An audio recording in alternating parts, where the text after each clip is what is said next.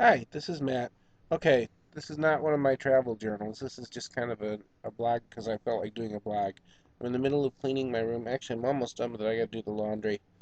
Um, that's a huge part, but the main cleaning is done, and I'm taking a quick little break, and then I gotta go in and finally tackle the clothing issue. I got too much stuff, and it's gotta go somewhere. Anyway, um, yeah, I was watching some Doctor Who videos, which is interesting, and trying to figure out the Clara mystery. And so far, not a clue. We'll just have to see what happens. Um, Speaking of which, last night when I was cleaning, came across a CD of the planets. This particular one's been updated with Pluto by another composer, somebody who apparently worked with Holst's daughter to do editing back in 1979. So that's intriguing.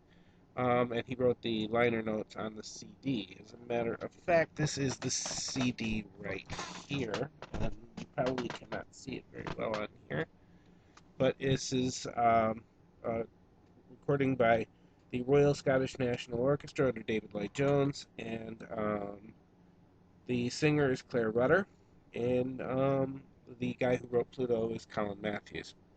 So, I'm going to be playing that later while I'm working. Where was I? Oh, planets. So people are going to say, look, for one thing, Holst was thinking astrologically. So he is not talking about planets as we think of planets. Yes and no. So still cool. I'm a sci-fi fan. Um, and Pluto doesn't really match, but Colin Matthews makes a point of trying to tie it in with whatever he can find that'll work um, in the context of the piece and so on. But people will say, and then now people say, okay, Pluto's not a planet, and blah, blah, blah. I'm an old-fashioned romantic. I grew up on the idea that Pluto was a planet, so I'm not so willing to let it go right away. The Earth, on the other hand, is another matter. So when people say there's 8 planets, maybe, but Pluto is still in the 8, as far as I'm concerned. But I could be wrong. But I kind of would like to be in the 8. The Earth, however, I'm not so sure it's a planet anymore. I used to call it the planet Earth. I used to talk about leaving the planet. Now I'm just saying leaving the Earth when people die, because the Earth is an Earth. Okay, this sounds dumb, but let me explain a little bit further. Um, Being a sci-fi fan, nearly every other planet that visitors want to go through has to be terraformed so that humans can go on that planet. Which means that Terra is something that's not like that planet. In fact, if you think about it, how many other planets have we ever found that are Earth like? Star Trek is loaded with them, of course, because it's based on some theory that there should be thousands of them.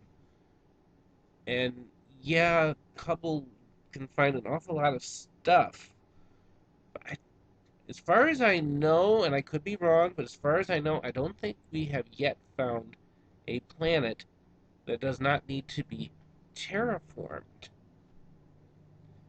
Every single one, if a human was to go on it, we would need either a survival suit or terraforming. Every single one. If it is a planet, it is not like the Earth. Every single one. Which makes the Earth unique.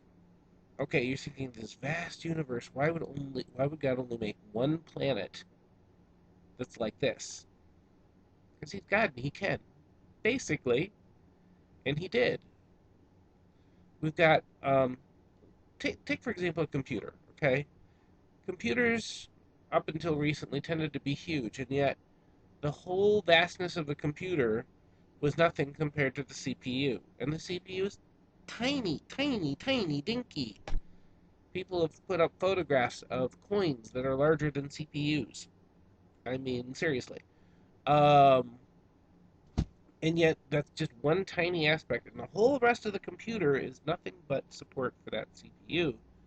And you've got massive amounts of space and chips and blah, blah, blah. And you got this whole huge computer, and yet what makes it actually work all comes down to something smaller than your finger. I mean, look at all of the desktop PCs around you. See how massive they are. And that the whole thing comes down to something smaller than your finger. And just one of it, most of the time. And if you have multiple processors, I mean, they're still pretty small compared to the vastness of the thing. And then you've got your tablets, and you've got your, because they keep on trying to shrink computers down. But even so, it's still going to be bigger than the chip that runs it. So, and this is my theory on the Earth. God only made one Earth. The Earth is not a planet. The Earth is an Earth. It is the Earth. It is the only one. The only one. And he made us, and he is so huge. He breathes out stars. But for some reason, we as human beings, who physically must be smaller than microbes to him, are important to him that he managed to become one of us, die for us, raise that, blah, blah, blah. Therefore, the Earth is the Earth, just like human beings are unique. I don't think humans are animals. We have an animal-like body because we're designed to live on this Earth. And this Earth is designed to be the way it is because that's the way God made it, and we're designed to live on the Earth, and the Earth is designed to hold us. And physically, we are designed to fit a specific physical parameter, and we're unique. And the Earth that we live on is unique, and that's it. And then the rest of it is just support system, just like the support system in the PC. It's the chipboards, it's the casing, it's the housing. And it's a casing, it's a housing so huge we haven't even figured it out yet, and God's even bigger than that is. And yet he cares about it, just like you care about, actually even more than you. I mean, your computer dies, you get another computer, assuming you have enough money and you care enough about it. But God's like, you know, it's just mind blowing. Anyway, it's about time I got back to finishing my room, so um, we'll finish this up. Catch you, bye.